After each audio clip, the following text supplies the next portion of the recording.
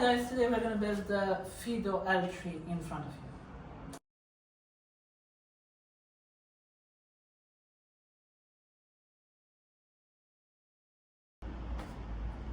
That's it.